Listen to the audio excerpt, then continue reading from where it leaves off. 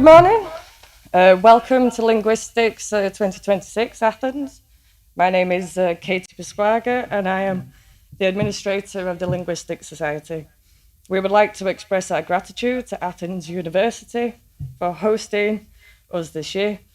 We are also thankful to our keynote speakers, Nikos, Sifakis, Ingo Plak and Janet Hansen-Edwards and Vlakov Benenza for joining us at this conference. Our sincere thanks to the organising committee. Today's chair is Anna Stefaneskis, possibly, and we'd like to also thank all of you and our participants for both joining us in person and online. Apologies, I've been running around. And from there, I'd like to pass you on to Anna, and I hope you enjoyed the conference.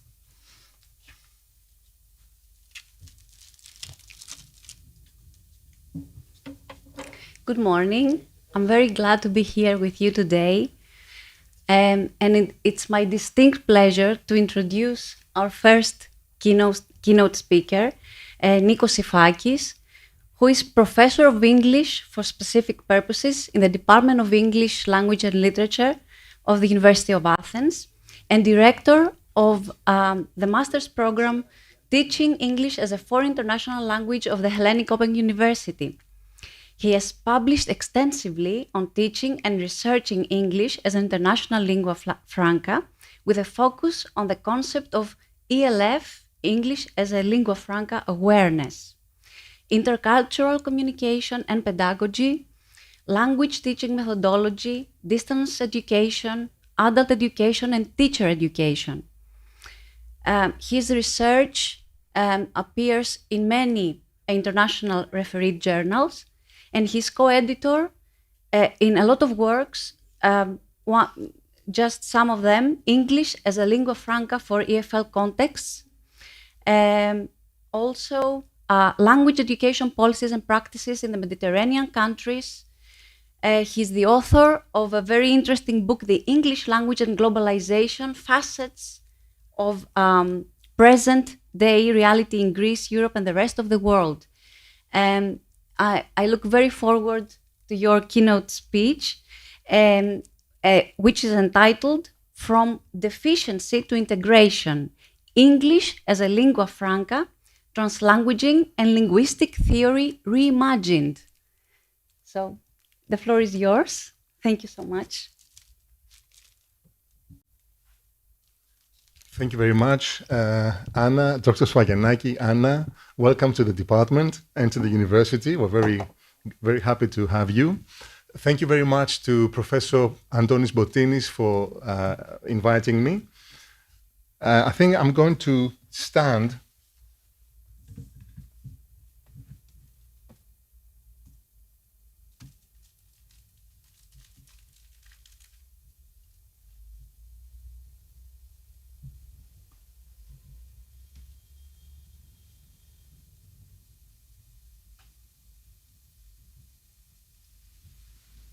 And as Anna said, I'm going to be talking about how English as a lingua franca, essentially communicating using language, can and should inform theoretical development in linguistics. So,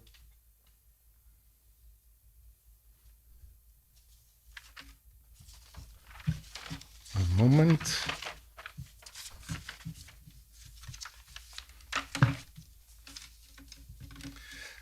So I'd like to start by asking a question. Can you please raise your hand if you've heard a native speaker communicating with you, making mistakes, and yet you can still understand them, despite the mistakes? Well, thank you. We've all been there. We make mistakes. Everybody makes mistakes. And this is part of my kind of insight in this talk that I'm going to be talking about. So imagine a business meeting in Berlin where we have a German CEO, a Japanese engineer, a Brazilian marketer, and a Swedish consultant. They are speaking English, and but it's not the English that we've been taught at high school. It has a lot of import, but they are code switching. They're using other languages, they're using other semiotic systems that they may be sharing. They are dropping articles that seem unnecessary during these interactions. They're pronouncing words differently, and somehow it works. There are no problems in these interactions. In other words, they're not making mistakes, they're communicating. I'm going to be focusing on English, but this is definitely the case with other languages, but I'm going to be centering my talk on the English.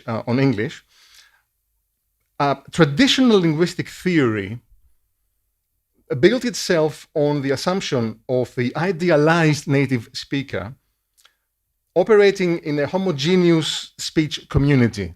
But at least 1.5 billion speakers today speak English as a lingua franca without being native speakers. Native speakers are a small minority, essentially, about 400 million people. Many more non-native speakers are using English, again, without problems. They're using it effectively and efficiently. And there are many more millions, if not billions of people who are using languages in general, translanguaging, using various, all the semiotic systems that they have at their disposal when they're communicating. What I'd like to argue in this keynote is that these communicative instances are not anomalies, they're not problems, they are deviations, they are not the norm, but they actually work, and they are telling us something profound about how language actually works. And what I want to argue in this talk is that English as a lingua franca and translanguaging research don't just offer practical insights for language teaching. We use a lot because we're teaching non-native users of English, and we are drawing on these developments, but they can still offer fundamental theoretical gifts that should reshape how we understand language architecture, multilingual cognition, and the very nature of linguistic systems themselves. Traditional linguistic theory has been focusing on trying to understand how language is arranged. English as a lingua franca and translanguaging, and I believe that modern theoretical linguistics, post-modularity, is looking at how the brain is wired for language. And I believe that focusing on how language communication works in practice, that is looking at e-language, external language, can give us many insights about I-language, or the internal language. So, a few things about terminology. What is English as a lingua franca? As you can see, it is a shared medium of interaction using English, which involves non-native speakers, so-called non-native speakers, which means that you can have speakers who are native and non-native, but primarily we're talking about people whose first language is not English. They are using English as lingua franca. In terms of translanguaging, this is theorized by Ofelia Garcia and others. It reconceptualizes multilingualism not as the possession of separate linguistic codes, but as an integrated linguistic system. When a speaker translanguages, they're not switching between English and Spanish, for example, or other languages. They are deploying their unified linguistic repertoire.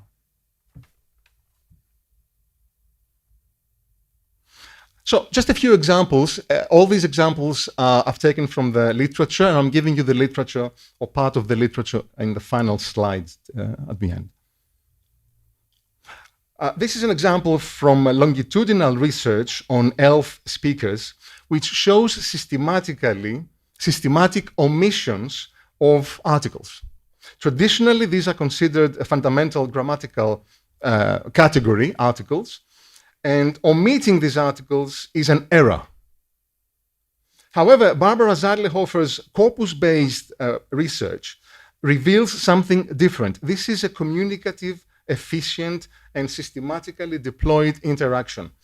Multilingual ELF speakers consistently drop articles in contexts where referentiality is unambiguous, which means that what's most important in their decision is not communicating correct English, but communicating efficiently, no matter what the norm, whether the norm is followed. What is important is intelligibility and comprehensibility.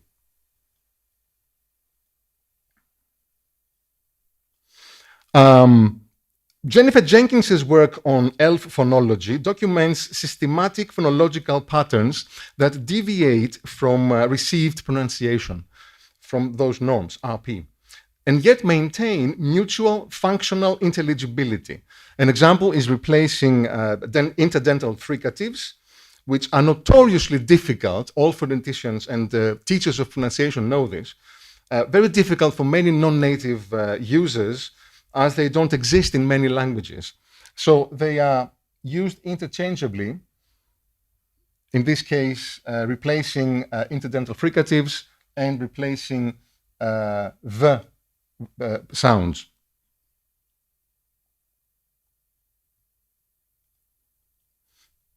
Another example, in final positions and often in closed syllables, ELF speakers frequently collapse the distinction between the short lax vowel and the long tense vowel.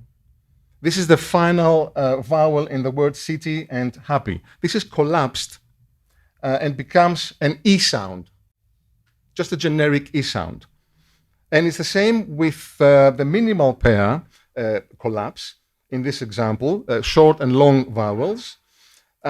What's important here to remember is that an ELF speaker might use a uniform E for both, short and long. And we definitely do it in Greek because we don't have this distinction in Greek and in many other languages. What's important is we rely on sentence context to clarify meaning, and that's the important thing.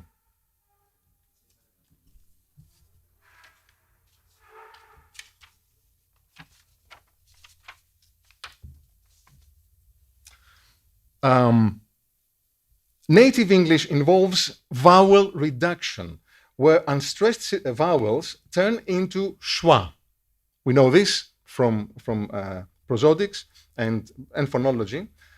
In ELF, speakers often keep the rhythmic stress on the correct syllable, but use the full clear quality of the vowel instead of the proper reductionistic version of it. So the word professional has the stress on the second syllable.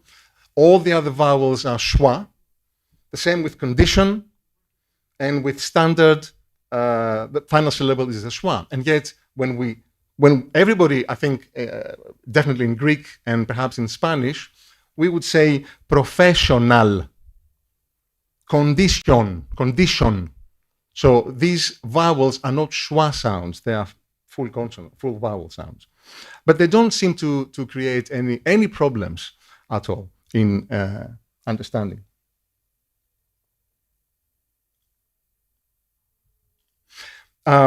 These are not failures of acquisition. They are adaptive phonological systems. Crucially, ELF speakers understand each other at high rates. In fact, those who are typically less understood are native speakers, especially those who speak fast and they use idiomatic language.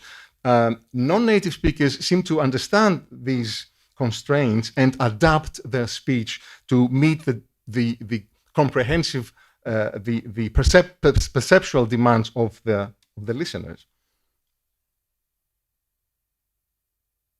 So the implication is that if we define grammaticality or phonological correctness by native speaker norms, we are building theory on a minority population, which is still okay, but is it proper? Is it enough to just use those native speakers to draw our theory, our data from? When we have so much information from the general use beyond native use of the language. Here's another example from translanguaging now. Now, consider this exchange from a multilingual graduate seminar on applied linguistics. I'm not going to read, I don't speak Spanish, but I think that we can agree that the student here isn't code switching in the traditional sense, alternating between codes. They are deploying an integrated system where Spanish and English, morphosyntax, lexicon, and pragmatics function as a single communicative resource. The Spanish phrases aren't interruptions, they are optimal word choices. The English theoretical terminology isn't a separate code, it's part of the same integrated system.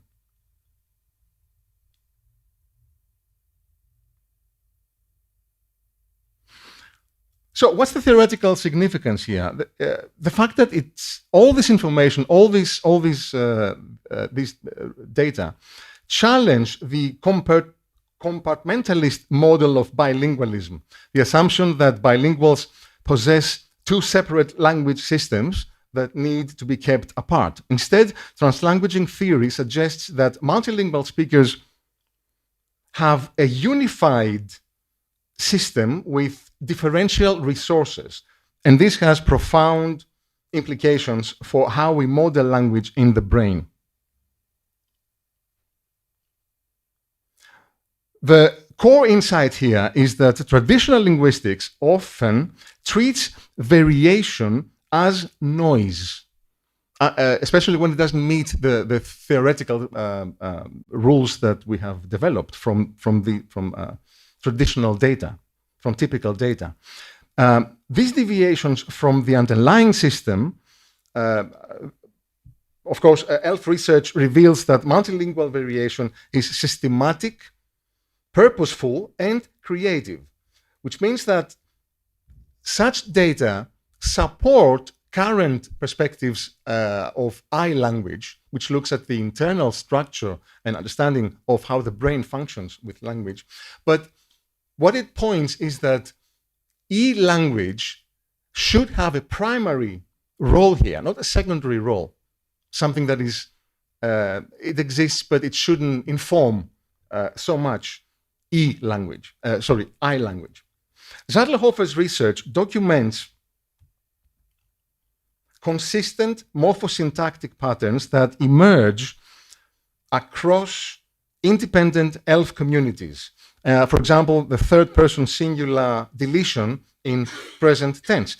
This phenomenon appears consistently across ELF speakers from different L1 backgrounds, German, Japanese, Arabic, etc. It's not random.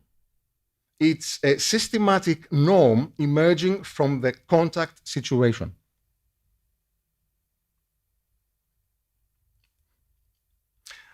Let's have a look at this example.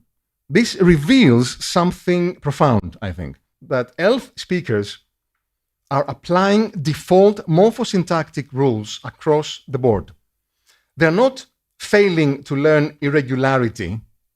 They are optimizing the system for regularity and predictability, a principle that underlies language acquisition theory, and we know this from the developmental studies.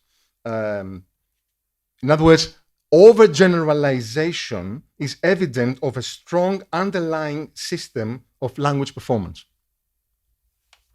It's not problematic. It's part of the overall competence, which is performance-based.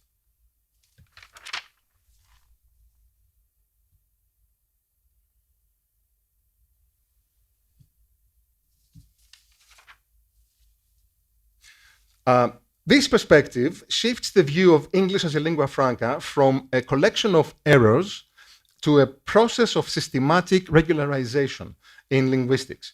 In linguistics, this is often called, I think this is the previous slide, this is often called analogical leveling, which is the mind's tendency to take a successful rule and apply it to every available instance to reduce the cognitive load of memorizing, remembering exceptions. And this is always very helpful in interactions involving non-native participants.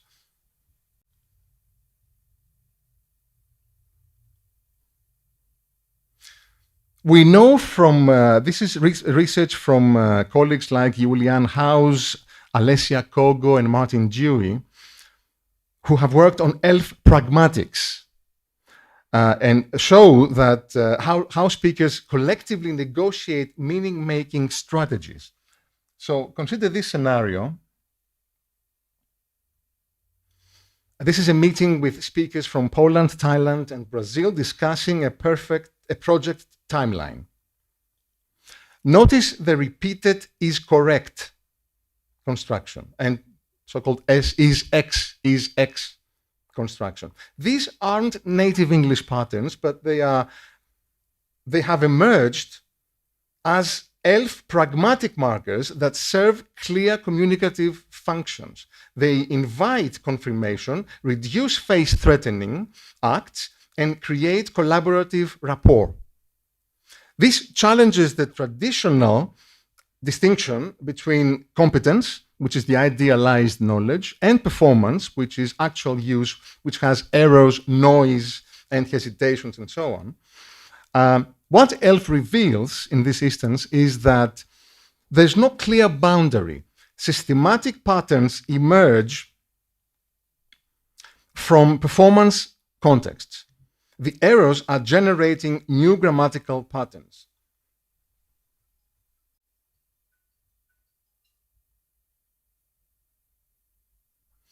Here we have another example. The translanguaging theory, particularly as developed by Sen Williams and others, emphasizes that multilingual speakers don't select a single language for a task. They flexibly deploy their entire repertoire. So consider this example. This is a multilingual physics classroom where the teacher is a native English speaker, but students include heritage speakers who speak Mandarin. The student didn't code switch from English to Mandarin and back. They used their integrated linguistic system, accessing Mandarin conceptual resources. That's the visual semantic associations used. If you speak Mandarin, you will see it, to anchor understanding, then express it in English. This is translanguaging as epistemic practice, using language strategically to think. So it has to be important for I language. Why this matters for linguistic theory? This undermines the assumption that there's a single best linguistic code for expressing any idea. Instead, it suggests that linguistic systems are hierarchically organized around communicative and cognitive goals, not around discrete languages.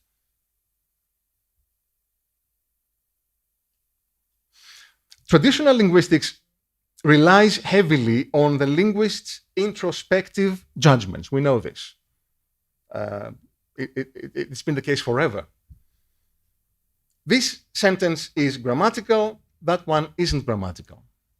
This works reasonably well for monolingual native speakers, but it breaks down in multilingual contexts.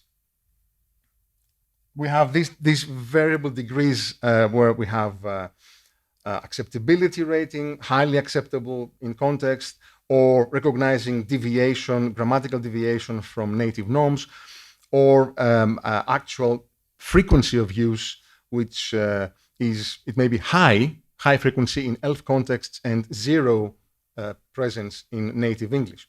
So what we need here is to integrate a multidimensional assessment infrastructure, which goes beyond the binary grammatical, ungrammatical.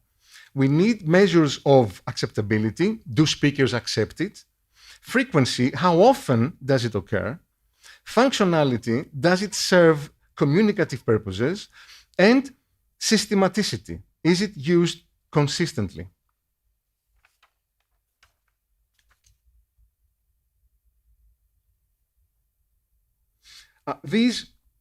Let me go back a bit. These are not, so there are two implications here that I want to touch upon very quickly. First of all, the nature of norms and standards. In traditional linguistics, norms are static, rule-based, enforced by native speaker intuitions and prescriptive standards. ELF empirics show that norms emerge dynamically through repeated interaction. And we know from Jenkins's work and from others that ELF speakers across different L1 backgrounds converge on similar pronunciation patterns interdependently. So when you communicate with someone else, you tend to make mistakes on purpose, consciously, because you know that they work. These are not taught. They emerge from the communicative situation. And the second thing is that perhaps language change mechanisms should be thought more closely here, because ELF provides a laboratory for language change in real time. The construction is correct that we saw before. Didn't exist in native English 20 years ago. Yet it's now systematic in English as a lingua franca. This shows language change doesn't require generations. It can occur within years in high contact situations.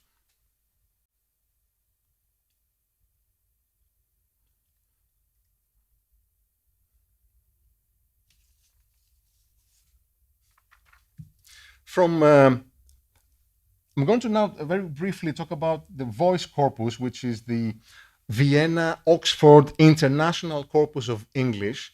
Essentially, it's the 1+ million words corpus of ELF speakers and how they use English when they communicate. ELF speakers, non-native speakers. And there are other corpora, but this is one of the oldest and most well-researched.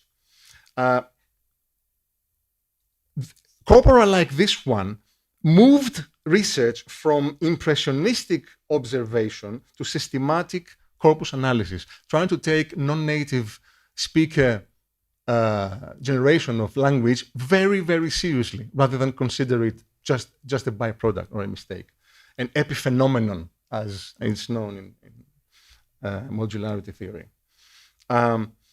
So we have corpus analysis reveals what actually happens in language use, not what linguists predict should happen. This challenges armchair theorizing and forces theory to account for real problems, such as these ones that we see here.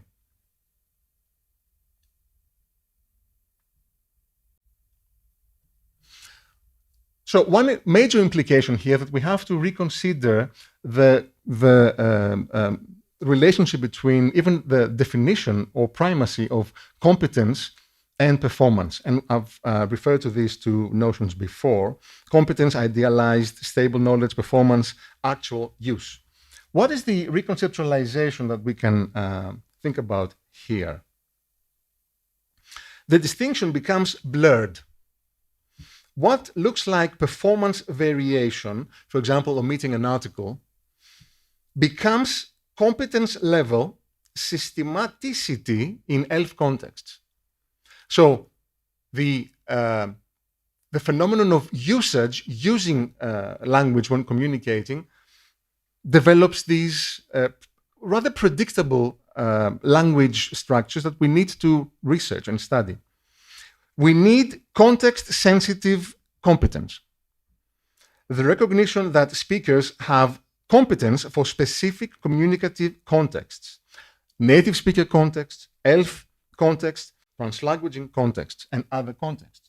So what you have is, this is an example of such a context, where you would have a German speaker who should be able to speak fluently with other speakers in German, native-like competence.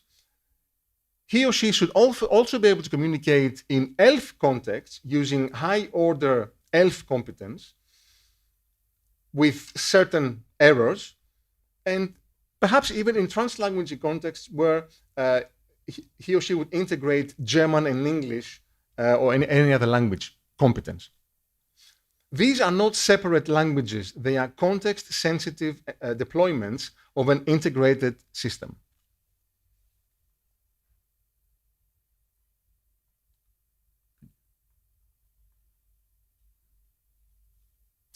So we're dealing essentially with a false divide: competence, performance, I language, E language.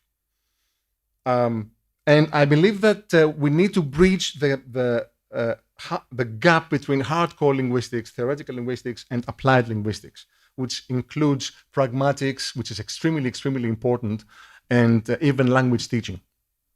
Historically, theoretical linguistics and applied linguistics have been separate enterprises.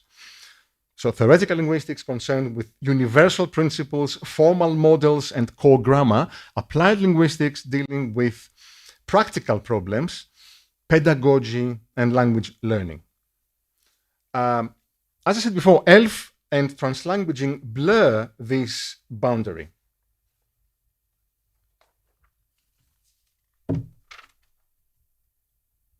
Because they are simultaneously theoretically significant.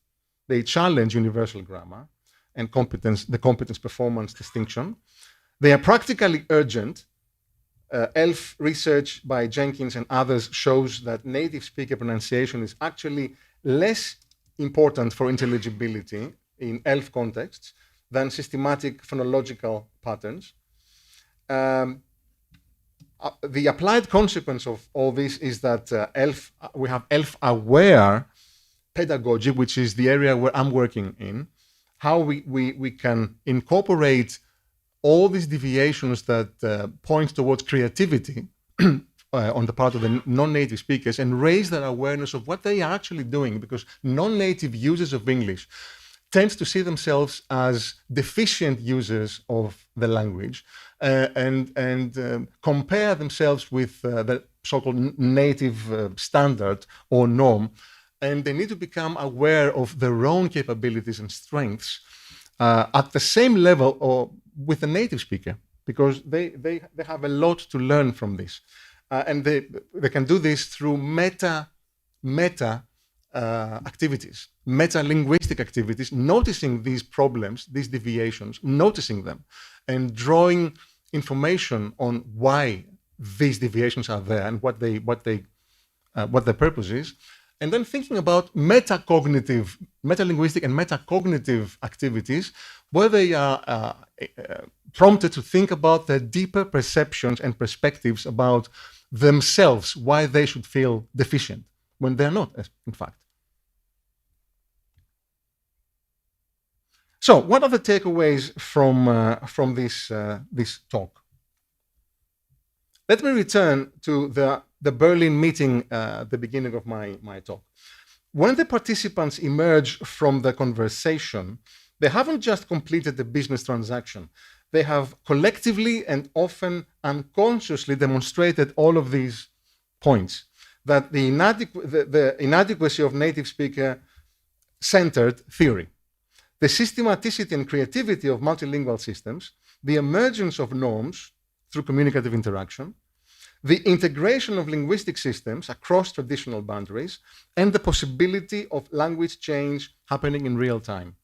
These aren't isolated observations, they are fundamental challenges to how we've theorized language itself. So what is the gift that ELF and translanguaging offer linguistics and linguists? It is not that ELF and translanguaging are just interesting applications of existing theory. They force us to rebuild theory from the ground up. We no longer theorize language based on the idealized monolingual native speaker. That's empirically false and theoretically limiting. ELF and translanguaging research tell us that language is fundamentally a multilingual, dynamic, and emergent system. When we rebuild linguistic theory with this reality at its center, we don't lose rigor, we gain rigor. We gain theories that account for actual language use, actual multilingual cognition, and actual language change. We move from a linguistics of idealization to a linguistics of reality. So I believe that that's the point of convergence, that so-called Chomskyan, modern Chomskyan theory of language is interested in architecture. We also are interested in architecture, but we should learn from ELF and translanguaging because it's time to focus on the individual agents, the speakers, their background and their motivation, their knowledge, and their actions, essentially. Thank you very much for your attention.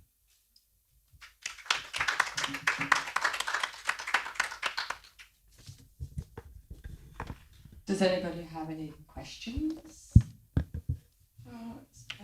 Nikos? Yes. Thank you, Nikos. I really enjoyed your lecture. Thank you.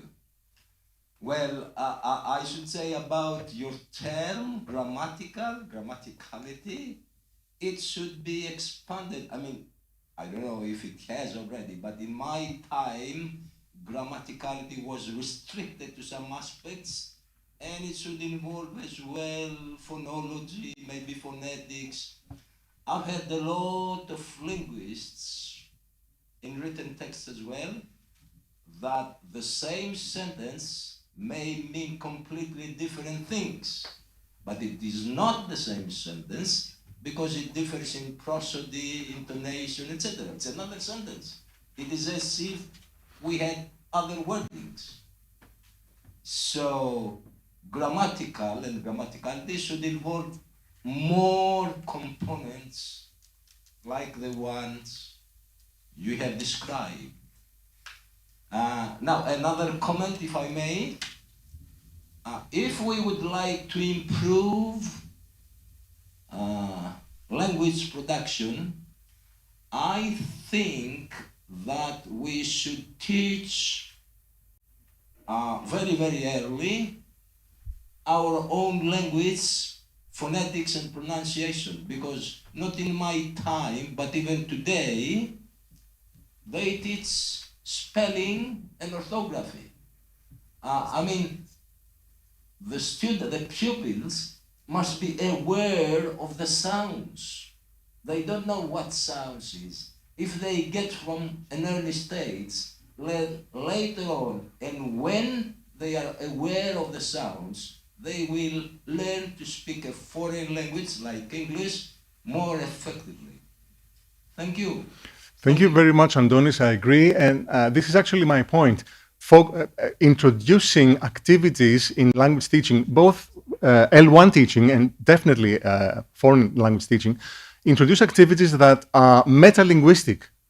And it's very hard to find textbooks that have these activities, that draw attention, not just exercises or drills, but draw attention to how language works and why it is like that, both in terms of native speaker norms and most importantly in deviations that work in practice.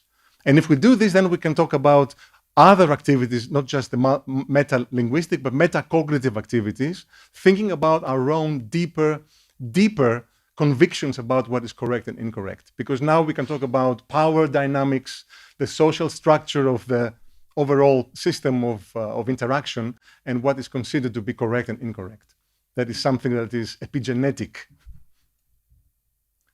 I'd like to see a book about this. It's coming. Thank you. Thank you very much. Thank you. If I may, just before you go, I have to say that this was a very thought-provoking speech, and it was compelling the way you put it forth that we have to think of language differently and question linguistic theory itself. I have many questions, but because I'm also interested in teaching, and I think that pronunciation teaching has not received the proper attention all these years. So let's do it now and let's do it correctly. How do you think it should be done? Because if we think of communication, there is a speaker and a listener. So if we train the speaker, who is the listener we should train him or her for? Yes. What are the Yes. the foundations for such teaching? Exactly. What are your thoughts? Well, this is the beginning of an interesting discussion, but you're very right, because we train our learners to communicate with an idealized listener, someone who doesn't exist, someone who's in our minds. We haven't seen them. We haven't. Especially when we talk about English, we have seen them. Many of our learners, even younger learners, go online, play games. They play with the internet. They play video games, and they communicate. And they don't realize that communication informs their learning. So they live in a split world. The world outside of the classroom where they communicate, but they believe they're making mistakes, so it doesn't count. And the world of the classroom where they're exposed to proper language. And there's this clash, even the identity clash. Who am I? Am I a deficient speaker? I've met colleagues of mine who are professors of language and professors, university professors, and they have an identity issue. They feel that they're not adequate. When you hear them and they are perfect, everything's fine. There's no problem. They may make one or two deviations, but this doesn't mean that they can't speak. And yet the underlying sense is that no, we're deficient. We're not native speakers. So maybe we should concentrate on some important contrasts for communication efficiency. Exactly. And also through metacognitive questions that will raise our self-confidence as speakers outside of the classroom. Yes, and this also has to do with identity and all these issues. Especially with phonetics. We were talking with Antonis about this earlier. Phonetics is, you can't escape your identity. You are who you are. And it shows from the way that you speak, you use pronunciation. Such a important keynote. Thank you so much. Thank you.